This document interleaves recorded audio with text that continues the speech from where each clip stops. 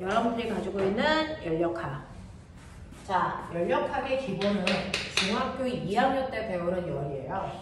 여러분 중학교 2학년 가장 마지막 단원에서 배웠던 게 뭐냐면 비열, 열량, 요거거든요. 그래서 그 비열과 열량을 얼마나 잘 기억하고 있느냐에 따라서 되죠. 이 파트가 조금 편안할 수도 있고 그렇지 않을 수도 있는데 그렇게 내용이 많이 하드한 건 아니라서 낯선 거니까 좀 해보도록 하죠.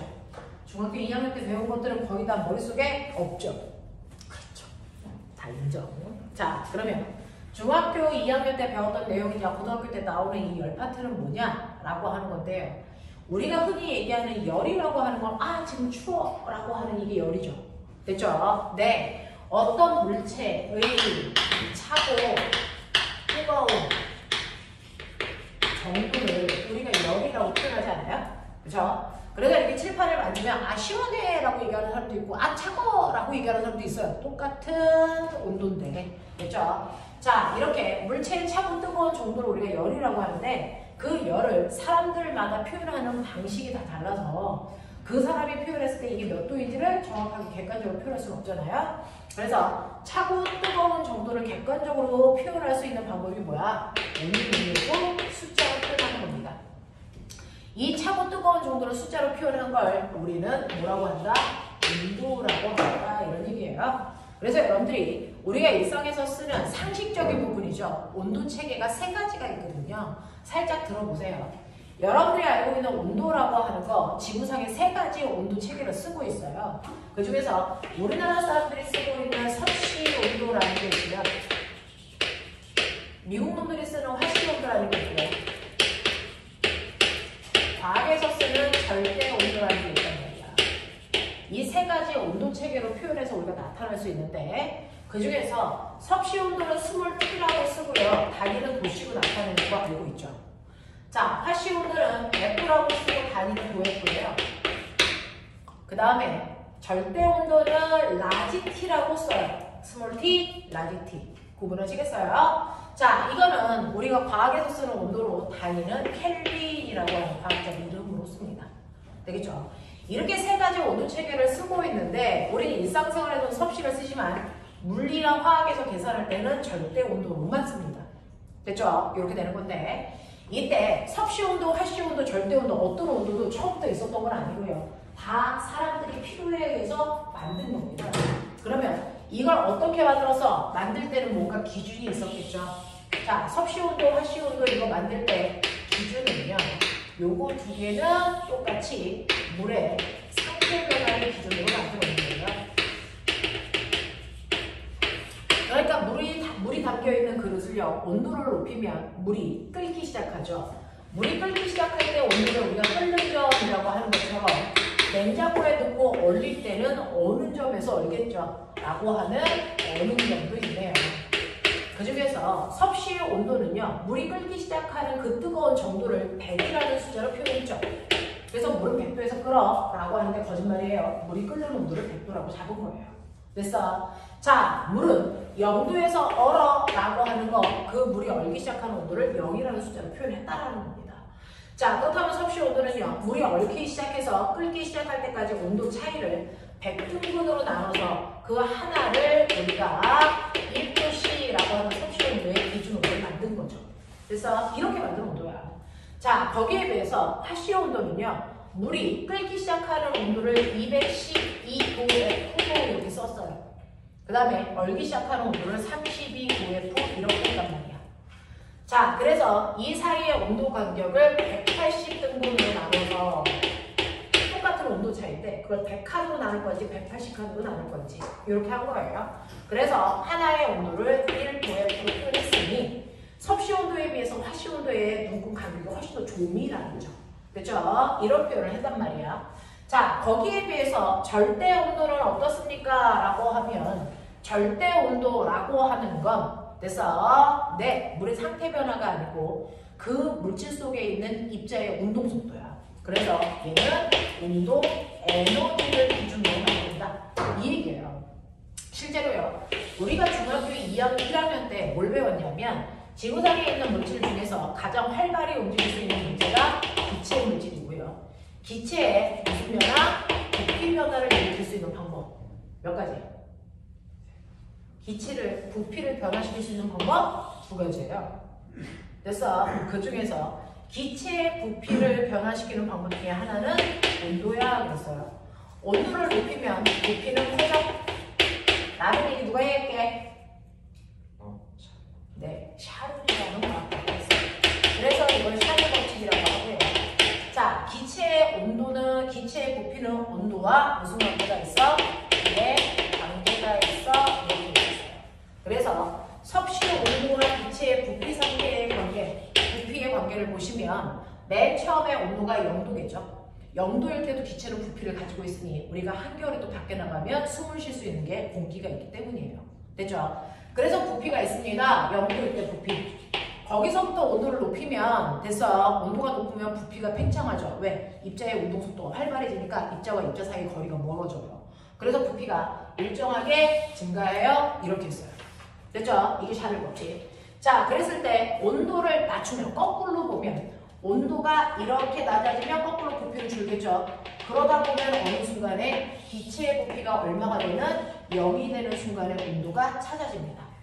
맞죠? 자, 이게 몇 도예요? 섭씨 마이너스 273도씨입니다. 그래서 자, 그렇다면요. 기체의 부피를요. 여기를 기준점으로 다시 잡으면 여기서부터 온도와 부피는 정확하게 정비례합니다. 그래서 마이너스 273도를 기준 온도로 만드는 온도 체계가 새롭게 필요한 거죠. 자, 그래서 마이너스 273도를 0켈빈이라고 하는 또 다른 온도로 표현한다. 되겠습니까? 자, 필요한 거 빨리 써. 필요한 거 빨리 써. 그래서 이때 만들어진 저 0켈빈이라고 하는 이 온도가 바로 절대 온도예요. 입자의 운동 속도를 기준으로 만든 거고, 그래서 우리는 앞으로 모든 계산을 절대 온도로 할 건데, 절대 온도는 섭씨 온도에다가 273을 더한 값이다. 그래서 그러니 여기에 어느 점, 끓는 점 계산해 내. 어느 점, 끓는 점을 절대 온도로 어떻게 표현할까요?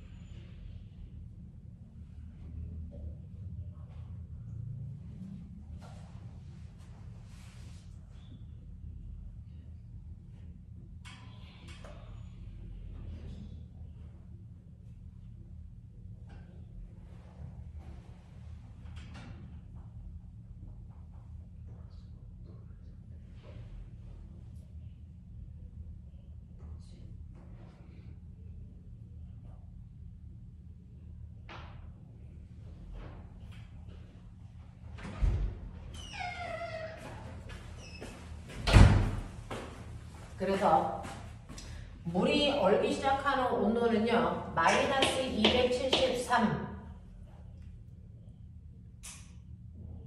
아니잖아요. 얼마예요? 플러스 273 켈빈이고요. 물이 끓기 시작하는 온도를 373 켈빈으로 표현합니다. 그래서 물이 얼기 시작해서 끓기 시작할 때까지 절대 온도도 100켈빈 차이가 나요. 100등분 한 거잖아요. 자, 그래서 똑같이 100등분을 하기 때문에 이때 하나의 간격을 1켈빈이라고 표현하는 이 1켈빈의 크기가 1도의 크기와 같은 크기. 되겠습니까? 자, 이렇게 된다는 얘기예요. 자, 그러면서 여러분들이 알아두셔야 되는 거, 섭씨 온도나 활씨 온도는 0보다 더 작은 마이너스의 온도가 마이너스 온도라는 게 존재합니다. 근데 절대 온도는 가장 작은 온도가 0켈빈이고요. 0켈빈보다 더 낮은 음수의 켈빈 온도는 존재하지 않습니다. 그래서 우리는 이 0을 절대 영도라고 표현합니다. 자, 그러면 0켈빈에서 기체의 부피가 0이 된다는 얘기는 뭐예요? 어떤 기체라도 0켈빈 이하에서는 기체가 액체 상태로 다 바뀐다는 얘기예요. 그래서 기체 상태의 물질들은 존재할 수 없다는 얘기입니다. 자, 그 다음에 두 번째요. 기체의 부피를 변화시킬 수 있는 원인은요, 온도 말고 하나가 더 있는데 뭐였죠? 압력. 그 중에서 압력을 크게 하면 부피는 뭐합니까? 줄어들죠. 그래서 압력과 부피 사이에는 무슨 관계가 있어? 반비례 관계가 있다는 거. 누가 얘기해? 보일이요. 그래서 이걸 보일 법칙이라고 얘기하죠. 그래서 보일 법칙은요, 여러분들이 보시는 것처럼 이런 식으로 압력과 부피는 반비례해. 이런 관계를 설명하는 거예요. 됐죠? 네, 이런 식으로 기체의 부피를 변화시킬 수 있는 원인이 온도와 압력 두 가지에 의해서 기체의 부피는 변화됩니다. 자, 그러면서 여러분들이 기억하셔야 되는 이 차고 뜨거운 정도를 표현하는 온도책에 세 가지가 있는데 그 중에서 우리는 절대 온도로 지금부터 모든 온도를 계산합니다. 됐죠? 그래서 섭씨 온도가 나와도 절대 온도로 환산할 수 있는 능력을 가지고 계셔야 된다라는 얘기입니다. 됐죠? 절대 온도는 섭씨 온도에다가 273을 더한갑시다 라고 하는 표현 기억해 두시면 됩니다. 자, 그러면 이런 식으로 해서 우리가 온도를 표현을 했을 때 여러분들이 기억해야 되는 거, 지구상에 있는 물질들은 온도가 다 지각각이죠. 됐죠? 그래서 온도가 서로 다른 물질을 서로 접촉시켰다 생각해 보시면 돼요. 반쪽으로 잘라서 한쪽은 80도의 뜨거운 물이 있고요. 한쪽은 20도의 차가운 물이 있다고 칠게요. 됐죠? 자, 그 상태로 두 개를 접촉시켜 놓습니다. 칸막이 얇게 해놓고 접촉시켜 놔요. 그러면 이 두 물질의 온도는 어떻게 됩니까? 시간이 지나면 변하겠죠. 왜? 열의 이동이 일어납니다. 거기부터가 고등학교 내용이죠. 자, 열에 이동이 발생합니다. 물론 중학교에서 배웠는데 이때 열은 무조건 항상 고온의 물질에서 저온의 물질 쪽으로만 이동해요. 이런 식으로, 이런 식으로, 이런 식으로. 됐어요? 차가운 물질에서 뜨거운 물질 쪽으로 열은 절대로 갈 수가 없습니다. 됐죠? 그러니 시간이 지나면 뜨거운 물질이 가지고 있는 열을 차가운 물질 쪽으로 주니까 뜨거운 물질의 온도는 점점 시간이 지날수록 뭐해진다? 낮아집니다. 온도가 낮아지는 거죠. 됐죠? 자, 거기에 비해서 차가운 물질은요, 열을 받은 만큼 온도가 이렇게 올라가죠? 그러다가 두 개의 온도가 같아지면 더 이상 열은 이동하지 않고 온도가 일정하게 유지되는 상태를 그 한동안 가지고 있죠. 자, 그럼 온도가 같아진 이 상태를 우리는 뭐라 그런다? 이 상태를 열평형 상태라고 불러요. 그래서 열은 열평형 상태가 될 때까지 이동합니다 라고 표현하시면 되겠죠. 됐죠? 이렇게 열평형 상태가 될 때까지 열이 이동하는데 그 이동한 열의 양을 뭐라 그럴까요? 뜨거운 물질에서 차가운 물질 쪽으로 이동한 총 열의 양을 우리는 뭐라 그런다? 그걸 열량이라고 중학교 2학년 때 배운 겁니다. 그래서 열량이라는 건 고온의 물질에서 저온의 물질 쪽으로 이동한 총 열 에너지를 열량이라고 하는 겁니다. 되겠어? 그 열량의 다른 이름 열 에너지. 얘도 에너지예요. 일할 수 있는 능력. 되겠어? 자, 그렇다면 이러한 열량 어떻게 계산합니까? 라고 얘기를 하면 이러한 열량은요. 그래서 네, Q는 중학교 2학년 때 배웠지? 어떻게 계산하는 배웠냐? 네, C, 암, 타. 기억나냐? 이렇게 계산하라고 중2 때 배웠어요. 자, 그 중에서 C가 뭡니까? 물질이 가지고 있는 물질의 특성. 뭐야? 비열. 비열. 들어봤지? 물의 비열 얼마? 1. 알겠냐? 네. 그리고 M은요, 물질의 질량. 델타 T는요, 열평형이 될 때까지 온도 변화량. 예를 들어서 얘가 50도에서 열평이 됐다. 그러면 뜨거운 물질의 온도 변화는 30 이거잖아요. 그래서 델타 T는 온도 변화량이냐라고 합니다. 자, 그러면 이동한 열의 양을 누구 걸로 계산해요? 고온의 물질 걸로 계산해요? 저온의 물질 걸로 계산해요? 상관없다는 거죠. 왜? 고온의 물질이 잃은 열만큼 저온의 물질이 얻었을 거니까. 되겠습니까? 그래서 고온의 물체가 잃은 열량은 저온의 물체가 얻은 열량과 같다. 이렇게 놓고 문제 푸시면 돼요. 됐어. 예를 들어서요. 여기서 열평형이 되는 온도를 우리는 T라고 할게요. 이 온도 찾을 거예요. 그래놓고 뜨거운 물의 질량은 100g, 차가운 물의 질량은 200g 이렇게 양이 다르다고 치자. 자, 그랬을 때 고온의 물체가 잃은 열량은요. 물의 비율은 차갑던 뜨겁던 1이라고 했으니까 1 곱하기 질량은 200g 곱하기 온도 변화는 높은 온도에서 낮은 온도를 빼면 되니까 80 마이너스 T 이렇게 돼요. 저온의 물체가 얻은 열량도요. 물이니까 1 곱하기 야 뜨거운 물의 질량 1이라고 했잖아. 차가운 물체의 질량이 200. 자, 온도 변화는요. 높은 온도에서 낮은 온도 빼야 되니까 T 빼기 20 이게 같아. 이렇게 놓으면 돼요. 그러면 열평에 대한 온도를 찾아낼 수가 있단 말이죠. 일단 공 2개씩 날릴게요. 그러면 80 빼기 T는 2T 마이너스 40 됐어. 3T는 120 T는 40 됐습니까? 그래서 얘는 40도에서 열평이 됐네. 이런 온도 찾아낼 수 있죠. 되겠어? 자, 그렇다면 이때 잃은 열량은 얼마야? 라고 하면 여기가 40이니까 온도 변화가 40이에요. 그래서 이거 계산하시면 뜨거운 물체가 잃은 열량이 나오겠죠? 얼마? 질량 단위를 그램으로 했죠? 그럼 이거 계산하시면 4000칼로리예요. 이렇게 하시면 되죠. 열량의 단위는 킬로칼로리 또는 칼로리입니다. 열량이니까. 됐죠? 열량의 단위는 킬로칼로리 또는 칼로리로 계산하시면 되는데 자, 질량의 단위를 그램으로 넣으면 칼로리로 나오고요. 킬로그램으로 넣으면 킬로칼로리로 나온다. 이렇게 기억하면 되겠죠. 알겠습니까? 자, 그래서 뜨거운 물체가 4000칼로리의 열량을 잃었대요. 그러면 차가운 물체가 얻은 것도 4000이어야 됩니다.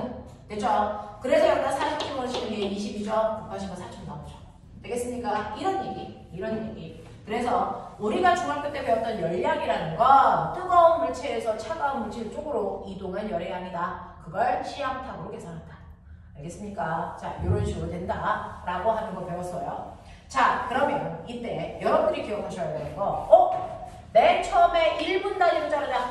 가로축이 시간입니다.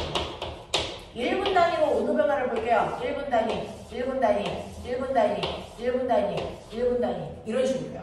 자, 근데 처음에는 1분이라는 시간 동안에 온도가 80도에서 이만큼 떨어졌어. 예를 들어 80도에서 70도였다고 쳐봐. 그럼 1분 동안에 온도가 10도 낮아지는 만큼의 열을 준 거예요. 근데 열평이 거의 다 됐을 때 보면 온도 변화가 이만큼 온도가 42도였다가 40도가 된 거야. 그럼 1분 동안 열을 이만큼 낮추는 열은 잃은 거야. 그러면 같은 시간 동안에 얘 온도 변화가 처음에는 컸는데 나중에는 온도가 조금씩밖에 안 줄어. 왜 그럴까? 왜 그럴까? 그거는요. 실제로 접촉시켜놨을 때 이동하는 양이 균질하게 똑같이 가는 게 아니고요. 이동한 열의 양이 시간에 따라 달랐다는 거죠. 그 중에서 온도 차이가 크면 클수록 한 번에 열이 왁 하고 이동하다가 온도 차이가 줄어들면 줄어들수록 화살표 길이 보이죠? 이동하는 열의 양이 줄어듭니다. 그랬다가 온도가 같아지면 더 이상 열이 이동하지 않습니다. 이 얘기야. 그러면 열을 이동시키는 원동력은 뭡니까? 두 물체의 온도 차이예요. 그래서 온도차가 크면 열이 한꺼번에 많이 이동하는 거고요. 온도차가 줄어들면 이동하는 열의 양이 줄어들다가 온도가 같아지면 더 이상 이동하지 않는다. 되겠습니까? 네. 그래서 기울기가 변하는 걸 여러분들이 인지할 수 있다. 자, 이런 식으로 열이 이동합니다. 라고 할 때 여러분들은 비열이라는 거 기억납니까? 모든 물질. 비열이 뭡니까? 라고 하면 중학교 2학년 때 열심히 배우는데 비열은 물이든 기름이든 상관없어요. 모든 물질 1kg을 1도 됐어. 높이는데 필요한 열의 에너지를 얘기한다. 어떤 물질은 1도 높이는데 열이 1000 필요해. 그럼 비열이 1000이죠. 어떤 물질은 온도를 1도 높이는데 10의 에너지가 필요해. 그럼 얘는 비열이 10이죠. 그래서 똑같이 1kg씩 가져와서 온도를 1도 높이는데 필요한 열의 양을 우리는 비열이라고 한다. 비열이 크다는 얘기는 온도 1도 높이기 위해서 많은 열이 필요하다는 얘기잖아요. 그러니까 비열이 클수록 온도는 잘 안 바뀐다 이 뜻입니다. 되겠어? 네, 이런 얘기. 자, 그래서 열에 대한 것 중에 중학교 때 배웠던 건 이 정도의 상식은 가지고 있자. 그래서 여기다가 고등학교의 내용을 얹어봐 드릴게요. 자, 그러면 우리가 열의 기본적인 이런 것들은 알았는데 지금 했던 내용 중에 우리가 알고 있는 열량이라는 걸 사실은 화학 시간에는 열량이라고 하지만 물리에서는 열량이라고 안 하고 열에너지라는 단어를 씁니다. 됐죠? 네. 고온의 물질에서 저온의 물질 쪽으로 열 에너지가 건너갑니다. 근데 열도 에너지잖아요. 일할 수 있는 능력. 그 건너가는 열 중에 일부를 잡으면 그 열로 일을 할 수 있다고요. 그게 바로 뭡니까? 열기관요. 됐어. 왜 열기관? 옛날에는 석탄 때문에 기차가 막 칙칙폭폭 하면서 갔잖아요. 그게 열을 이용해서 간 거예요. 됐죠? 자, 이런 식으로 해서 여러분들이 알고 있는 열이라는 것도 일할 수 있는 능력, 열 에너지를 가지고 있다라고 하는 거죠. 그러면 열도 일할 수 있는 능력인 열 에너지를 가지고 있는데 이 열 에너지를 우리가 중학교 때는 열량이라고 부른다. 열량의 단위는 킬로칼로리다 또는 칼로리다. 근데 에너지의 단위는 줄이다. 단위가 다르네. 크게 같을까요? 1kcal가 1줄일까요? 절대 아닙니다. 됐어? 그러면 1kcal가 몇 줄인지를 환산해 줘야 되겠네. 그래야 우리가 몇 kcal를 줄로 바꿔서 계산할 수 있지 않겠습니까? 그래서 1kcal의 열량이 몇 줄과 똑같은지를 실험한 과학자가 있습니다. 누굴까요? 줄입니다. 그래서 그 사람의 이름을 따서 에너지의 단위를 줄로 붙여준 거죠. 그래서 줄의 실험장치.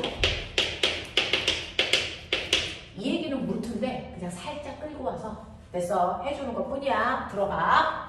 줄이라는 사람은요. 이렇게 물통 속에 물 집어넣고요. 그 다음에 여기다가 프로펠러가 달려있는 막대기를 뽑아요. 그리고 위에 이렇게 추 하나를 매답니다. 그럼 추의 질량이 M이겠죠. 자, 얘를 톡 하고 건드립니다. 그러면 이 새끼가 도로로 내려와요. 그러면 얘가 이렇게 내려오면서 추가 가지고 있는 추의 위치 에너지가요. 내려오면서 그대로 운동 에너지로 바뀝니다. 누구의 운동 에너지? 이 프로펠러의 운동 에너지로 바뀝니다. 그래서 얘가 내려오면서 프로펠러가 돌아요. 그럼 프로펠러가 막 돌면서 여기 있는 물과 뭐합니까? 마찰이 일어나서 뭐가 발생합니까? 열.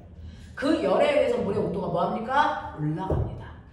됐어? 그래서 그 온도가 올라간 걸 통해서 물이 받은 열량을 계산할 수 있죠? 어떻게? Q는 C안타기니까. 물의 비율은 1, 이 안에 있는 물의 양은 100g. 근데 이거 한 번 떨어지면서 온도가 2도 올라갔어. 2. 그럼 물이 받은 열량은 얼마? 200칼로리. 뭐 이런 식으로 되잖아요. 그 200칼로리의 열량을 받는 동안 200칼로리의 열량을 받는 동안 이 추의 위치 에너지 얼마 감소했어? 계산할 수 있죠. mgh. 됐어? 네. 이렇게 해서 계산했더니 이게 10줄이라고 치자. 그렇다면 결론, 아하, 1줄이 20칼로리와 같은 크기네. 이렇게 계산한 거야. 되겠어? 자, 이런 식으로요. 몇 킬로칼로리가 몇 줄의 일을 할 수 있는 양과 같은지를 계산한 사람이 줄입니다. 자, 그래서 알아낸 결론이 뭐냐면 알아낸 결론이 1kcal의 열량이 4200줄의 일과 같다라는 걸 알아냈어요. 됐어? 또는 1칼로리의 열량이 4.2줄과 같다는 걸 알아낸 사람이 줄이라고요. 그래서 그 사람의 업적을 따라서 우리는 에너지의 단위를 줄로 쓰고 있는 중이죠. 자, 그랬을 때 요 숫자를 우리가 열의 1당량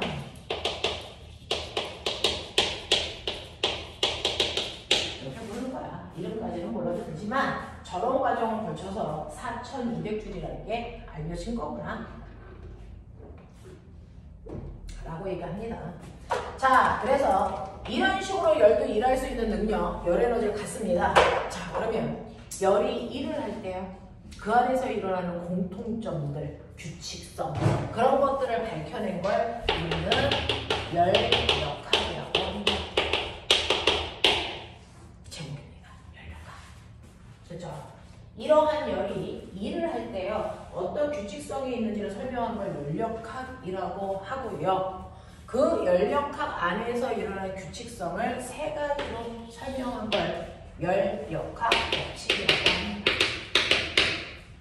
열역학 법칙에는 세 가지가 있는데요. 그 중에서 첫 번째 열역학 제0법칙이라는 것도 있고요. 열역학 제1법칙이라는 것도 있고요. 열역학 제2법칙이라는 것도 있습니다.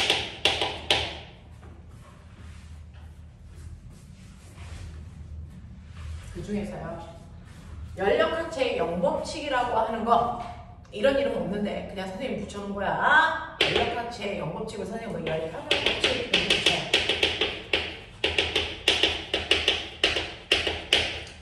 자, 내용이 뭐냐면 A와 B의 온도를 측정해보니까 똑같았대. 그랬대. 됐어? 그리고 B와 C의 온도를 측정해보니까 이것도 똑같았대. 됐어? 그러면 결론. 됐어?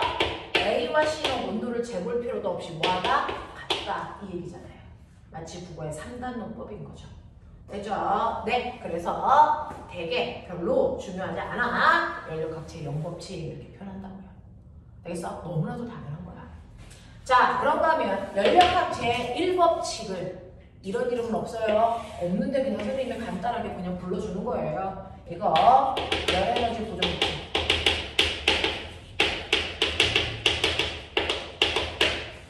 열에너지도 보존돼요. 에너지니까.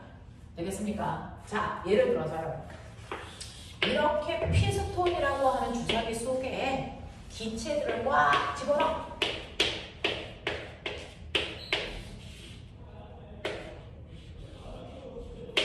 그리고 뜨겁게 가야 해. 라고 한다는 건 알코올 램프에서 기체 쪽으로 열이 건너간다는 거죠. 그래서 이때 알코올 램프에서 그 기체한테 준 열량이 얼마야? 100줄이라고 치자. 됐습니까? 준 열 에너지를 100줄이라고 치자고요. 그러면 그 100이라는 열을 받았을 때요, 어떤 변화가 이 안에서 일어나? 이거 설명한 게 열역학 제1법칙입니다. 됐죠? 자, 이 100이라는 열을 줬을 때요, 그 중에서 일부는 당연히 기체의 온도를 높이는 데 씁니다. 기체의 온도가 높아지면 기체의 운동은 훨씬 활발해지죠. 훨씬 활발해지죠. 자, 훨씬 운동 속도가 빨라진다는 걸 기체가 가지고 있는 운동 에너지가 뭐 한다는 거야? 증가요. 그래서 기체가 가지고 있는 운동 에너지를 우리 U라고 쓰고요. 이걸 내부 에너지라고 불러요. 기체가 가지고 있는 운동 에너지를 내부 에너지라고 부릅니다. 그래서 열을 받은 만큼 기체의 내부 에너지는 변해요. 됐습니까? 그래서 기체 내부 에너지에 뭐 변화량이 생깁니다. 얼마만큼 내가 열을 줬는데 기체의 내부 에너지, 운동 에너지가 증가하는데 60 썼어. 우와! 그래서 60만큼 활발해졌어. 맞아? 이런 뜻이야. 근데 40은 어디 갔어? 40은 없어졌어요? 절대 에너지가 없어지지 않는다고요. 그럼 40은 어디 갔습니까? 자, 이렇게 열받아서 활발히 움직이는 아이는요, 활발히 움직이니까 여기 피스톤 뚜껑에 활발히 와서 부딪힙니다. 부딪히는 횟수도 증가하고 세기도 증가하죠. 그러면 이 피스톤 뚜껑이 어떻게 될까요? 힘 받았으니까 밀려나갑니다. 기체로부터 힘 받아서 뚜껑이 이렇게 밀려나갑니다. 그럼 기체 입장에서는 뚜껑에다 뭐 줬어? 힘 줬어. 그래서 이만큼 밀고 갔어. 기체가 뭐 한 겁니까? 일한 겁니다. 됐죠? 그래서 이때 기체는 일하게 된다. 그 양이 40이랍니다. 알겠습니까? 이 얘기예요. 그래서 기체한테 열을 주면요. 그 열 중에 일부는 기체 스스로의 내부 에너지를 증가시키는 데 쓰고 나머지는 기체가 일하는 데 쓴다. 그래서 내부 에너지 증가량과 한일의 양을 합한값은 원래 받은 열량과 무조건 같아야 된다. 이 얘기입니다. 이게 연력학 제1법칙이고 지금부터 이걸 하겠다는 겁니다. 그래서 그리고 시험 끝나서 오면 연력학 제2법칙 이걸 해서 정리하겠다는 얘기입니다. 그러니까 잊지 말고 오십시오. 그래서 연력학 제2법칙은요. 선생님이 그냥 말만 설명해 드리면 열, 에너지, 이동법칙이에요. 열 에너지는 항상 고온에서 저온으로만 이동하지 거꾸로 열은 갈 수 없다라는 겁니다. 알겠습니까? 이게 연력학 제1법칙이야. 이런 얘기들이야. 됐죠? 자, 근데 그 중에서 연력학 제1법칙이 제일 내용이 많고 좀 어렵습니다. 자, 이때 여러분들이 얘에 대해서 이해하기 전에요. 뭐 하나 하셔야 되는 게 화학을 여러분이 화원까지 하셨을까요? 자, 화원 했다 손. 지금 하고 있는. 네, 지금 하고 있다 손. 그죠? 너무 못하고 있구나. 자, 그러면 연력학 제1법칙을 하기 위해서 필요한 화학 얘기를 할게요. 혹시 남주쌤이 내 남수선생님한테 배웠구나. 너 소원쌤? 네. 소원쌤? 소원쌤한테 배운 사람도 있고 신남주선생님한테 배운 사람도 있고 쫑수쌤한테 배운 사람도 있을 텐데. 자, 화학과 물리에서 겹치는 부분이라서 화학에서는 물리선생님한테 배우라고 그러고 물리에서는 화학선생님한테 배우라고 하는 부분이 있습니다. 이게 바로 이상기체 방정식입니다.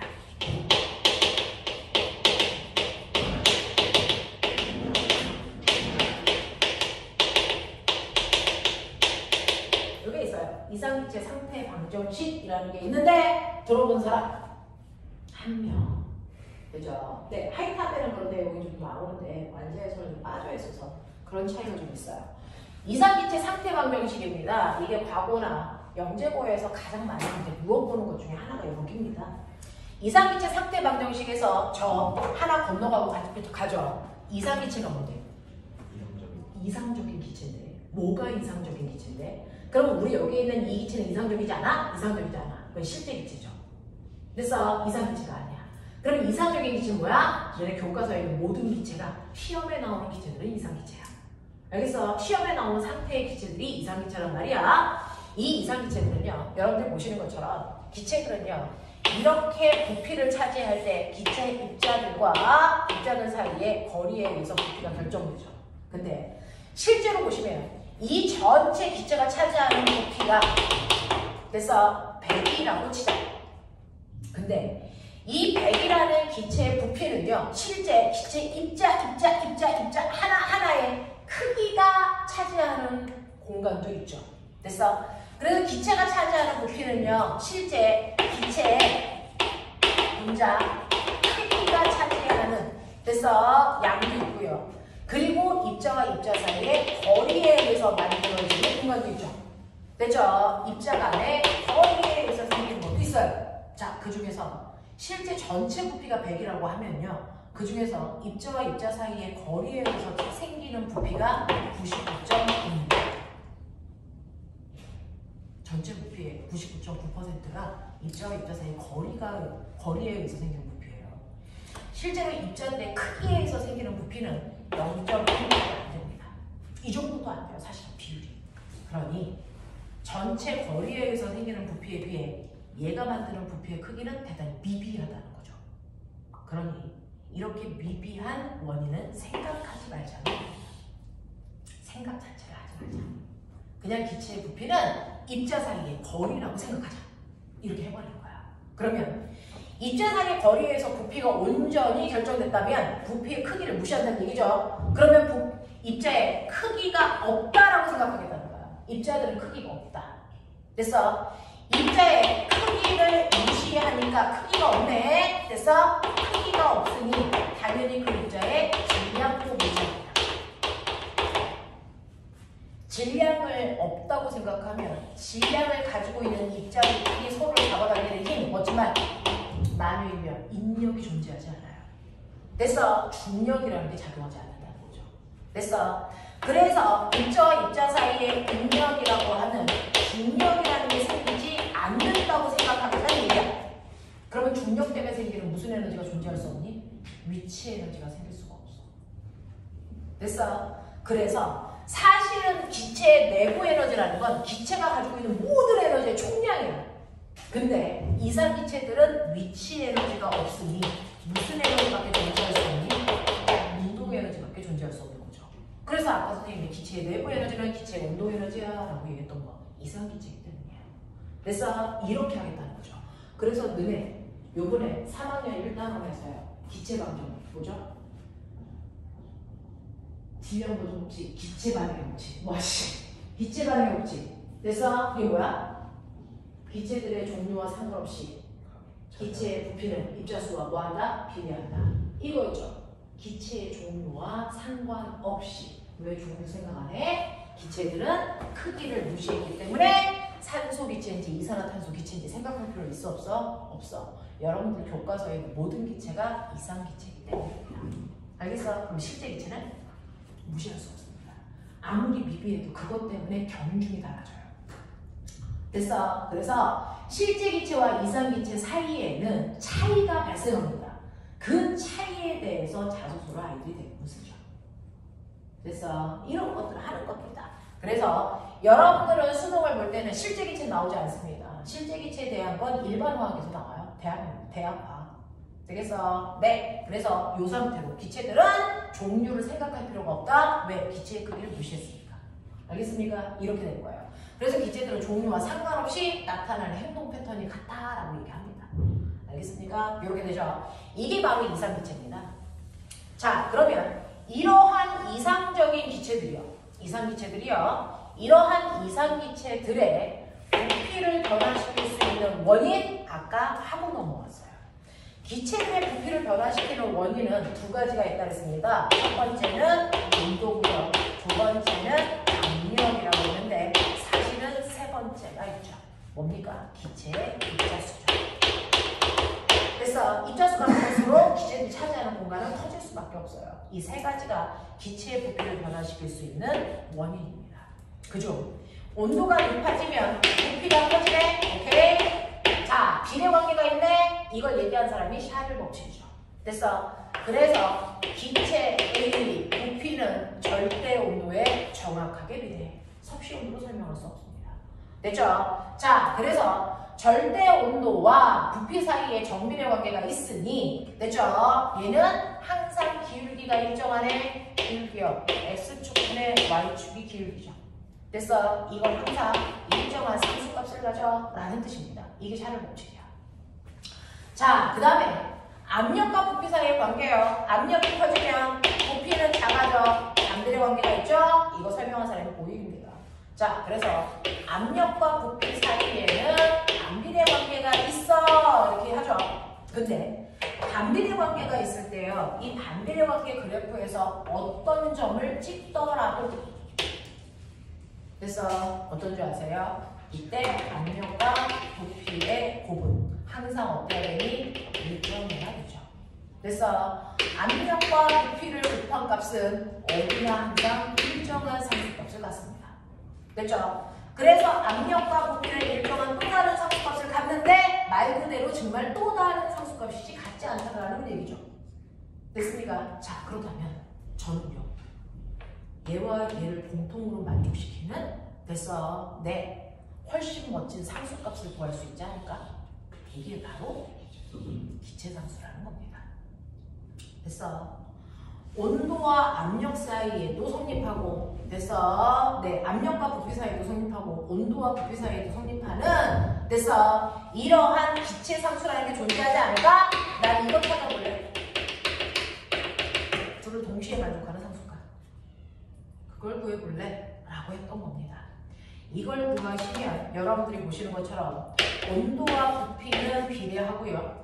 그래서 압력과 부피는 반비례하는데 이 둘을 동시에 만족하는 상수를 찾겠다는 얘기입니다. 이해해? 자, 그래서 여러분들이 실험을 합니다. 저 피스톤 안에 모든 기체를 1몰개만큼 집어넣어요. 일몰계라고 하는 건 기체의 한 묶음 이거 집어넣는 거죠. 자, 그랬을 때 그 일몰을 집어넣을 때 조건 0도씨 1기압에서 집어넣게 그렇다면 이 기체 한 묶음이 차지하는 부피가 얼마였지? 22.4L야 라고 했던 거 기억나지? 자, 그랬을 때 0도씨 1기압을 우리가 표준 상태라고 해서 스탠다드한 온도와 압력 조건이라고 표현합니다. 그래서 STP 조건이라고 표현하죠. 자, 그래서 이때 이상기체가 얼마인지를 한번 계산해 볼래? 그래서 여기에 압력에는 1기압. 됐어? 부피는 22.4. 절대 온도는 0도니까 273켈빈. 됐어? 이런 식으로 놓고 계산을 하는 건데 이건 화학에서 하는 계산법이고요. 물리에서는 1기압을 넣지 않습니다. 왜요?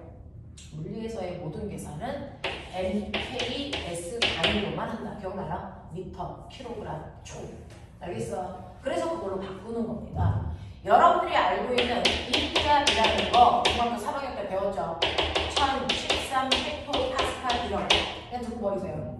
1013 헥토파스칼이라고. 이때 헥토라고 하는 단위는요. 킬로는 공 3개 대신에 붙는 단위죠. 헥토는 공 2개 대신에 붙는 단위거든요. 그래서 이거는 19355 파스칼이야. 사실은. 됐어? 파스칼이라는 건 과학자 이름이에요. 단위가 복잡해서 과학자 이름 붙인 건데 원래 단위가 뭔지 아세요? 1355 뉴턴 퍼 제곱미터. 되겠어요? 이걸로 넣으면 돼요. 이걸로. 됐지? 또 여러분들이 22.4L라고 하는 것도 쓸 수 없어요. MKS 단위가 아니니까 자, 부피의 또 다른 단위고 세제곱미터로 넣으셔요. 됐죠? 네, 한번 물어볼게요. 1세제곱미터가 몇 리터일까요? 초산이다.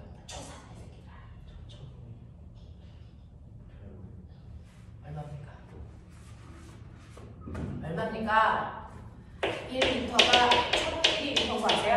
1000ml가 1000세제곱센티미터가 아세요? 그럼 되죠? 1세제곱미터는 몇 세제곱센티미터입니까? 10의 1승입니다. 맞죠? 그럼 이게 10의 3승이니까 되겠냐? 얘는 얼마겠습니까? 10의 마이너스 3승이죠. 이렇게 된대. 그렇대. 되겠어? 오케이. 되겠니? 네, 이렇게 된답니다. 10의 3승이 아니고 10의 마이너스 3승이 아니고 10의 3승이죠. 되겠어? 이렇게 된대요. 그러니 얘는요, 22.4리터는 여러분들이 알고 있는 것처럼 22.4 곱하기 20의 마이너스 3승 세제곱미터 이렇게 고쳐진단 말이야.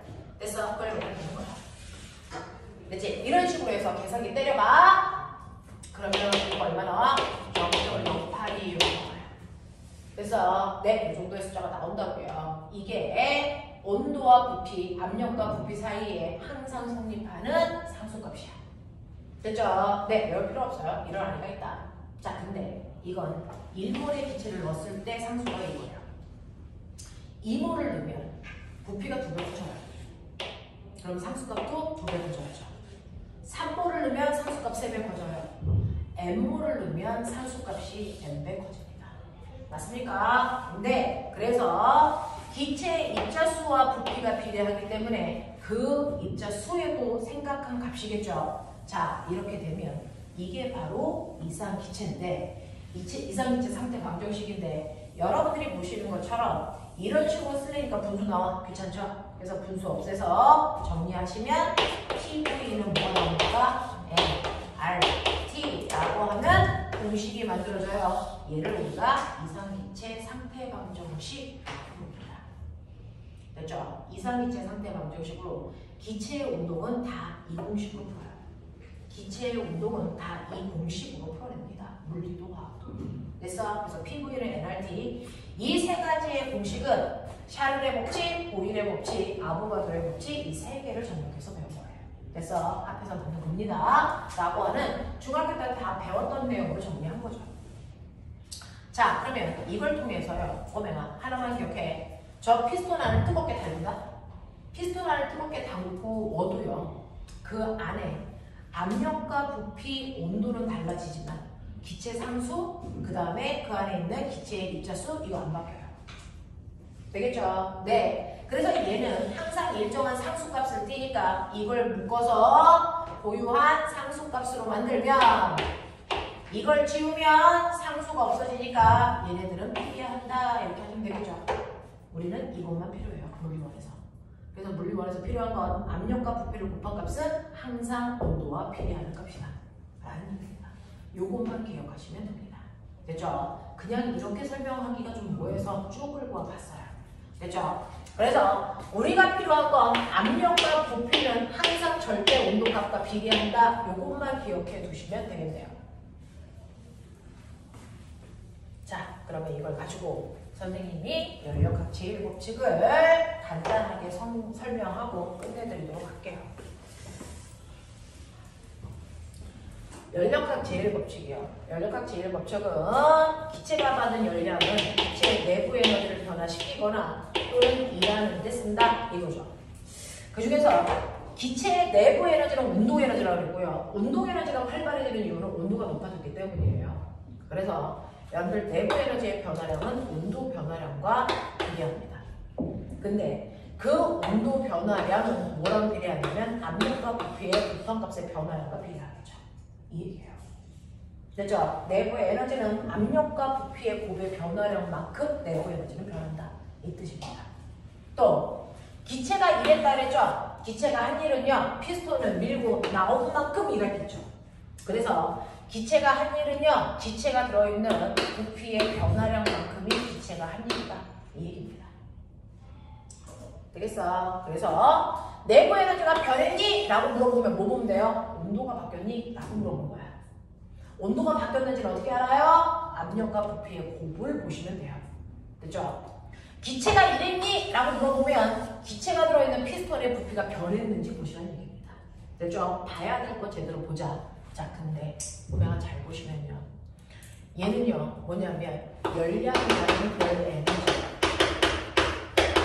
델타 U는 내부 에너지 W는 이입니다. 자, 제가 물어볼게요. 에너지 1, 스칼라 아니 벡터니 방향 신경 쓸까? 신경 쓰지 않아도 될까? 신경 쓸 필요가 없습니다. 에너지와 1은 방향을 갖지 않는 스칼라 값입니다. 스칼라 값이라서 방향이 없어요.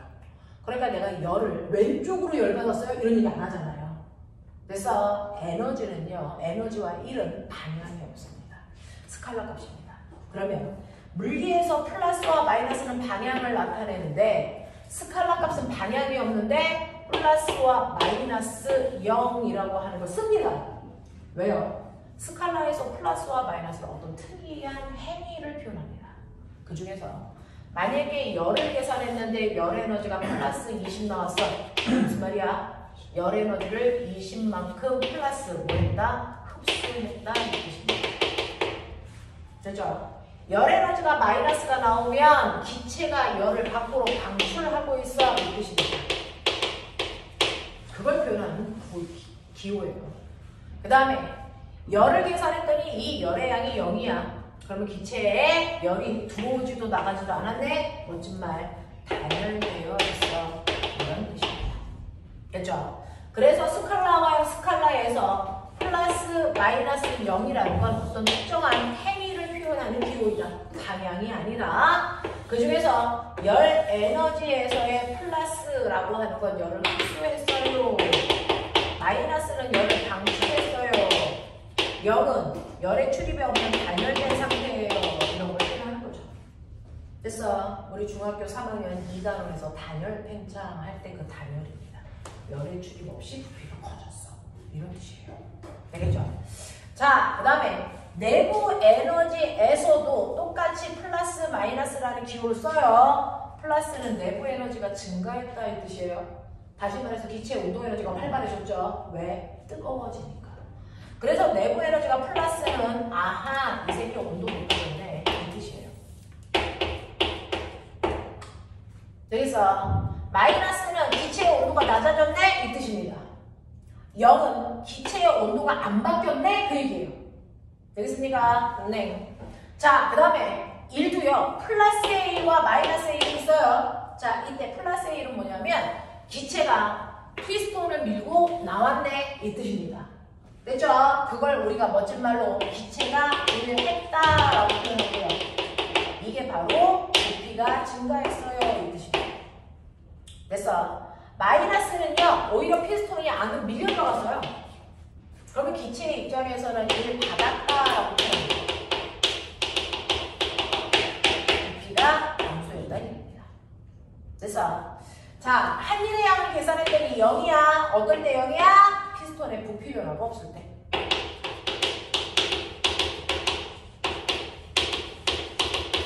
한 일이 없다라는 얘기야. 됐어? 이런 식으로요. 폴마의 기호의 의미를 조금 기억하고 계시면 됐죠? 우리는 살짝 하나만 하고 끝내죠. 여기까지 내용 기억했어요? 자, 그렇다면 이제 해볼게요.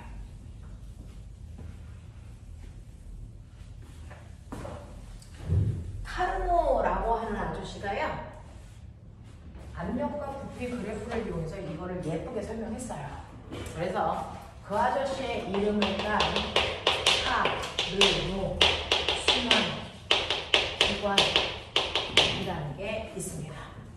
자, 이건 뭐냐면 이런 식으로 해서 세로축이 압력입니다. 가로축이 부피입니다. 됐어? 자, 그랬을 때 우리가 이렇게 그려주면 압력 1, 2, 부피 1, 2 이렇습니다. 여기 지점을 A, B, C이라고 잡을게요. 맨 처음에 I가 A에서 B로 갔다가 B에서 C로, C에서 D로, D에서 다시 A로 돌아옵니다. 그러니까 한 바퀴 도는 거니까 순환입니다. 알겠습니까? 이렇게 한 바퀴 도는 순환이 일어나는 과정에서 이 피스톤 안에 있는 변화를 설명할 때 카르노 순환 기관이고요. 그걸 설명할 때 연력학 법칙을 씁니다. 이 얘기야. 해볼게요. 자, 그 중에서요. 여러분들 잘 보시면요. 여기서 변화를 설명할 때 압력과 부피는 나와 있는데 온도는 없죠. 그 온도 어떻게 알아요? 압력과 부피를 곱한 값으로 합니다. 알겠어? 자, 그 중에서 온도를 한번 예측해 볼게요. 온도는 압력과 부피를 곱한 값으로 예측할 수 있어요. A점은 압력과 부피를 곱하면 이겁니다. B는 2구역, C는 4구역, D는 2구역. 됐죠? 이렇게 되는 거야. 이렇게 되는 거야. 맞아? 자, 그러니 A에 비해서 B의 온도가 2배 높아지고요. B에 비해서 C의 온도도 2배 커지고요. 됐어? C에 비해서 D의 온도가 2분의 1로 줄입니다. 이런 얘기죠. 자, 이런 걸 이해하셨으면 이제 우리는 갈게요. Q는 델타 V 플러스 W. 그죠? A에서 B로 갑니다.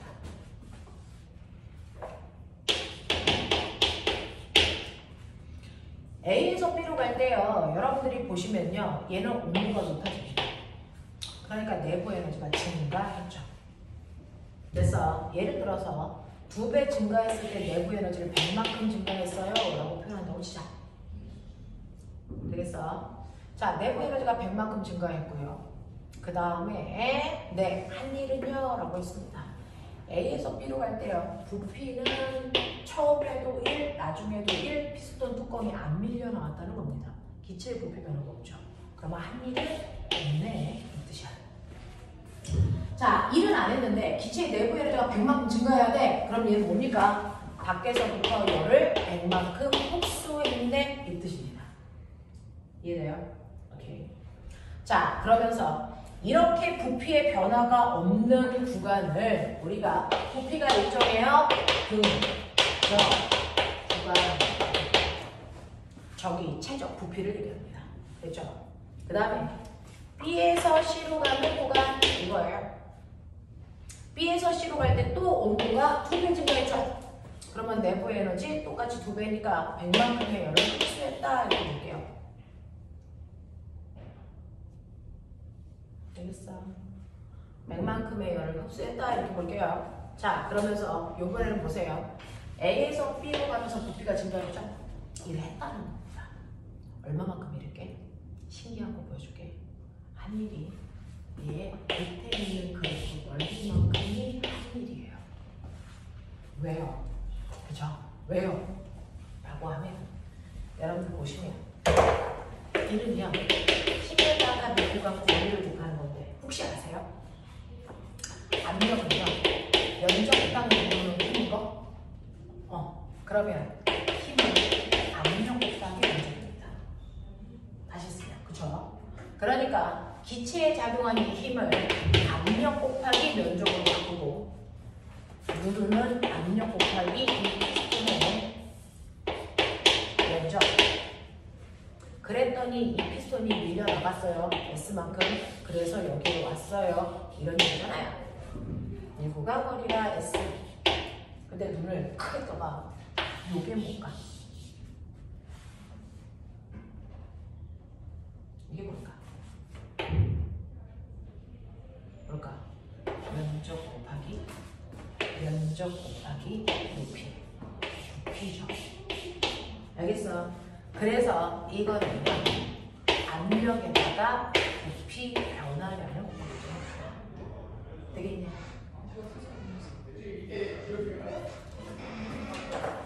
야.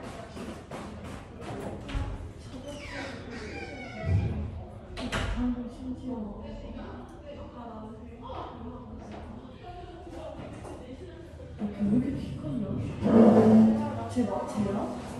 쟤라고? 그렇지가 쟤라고? 쟤 아니고.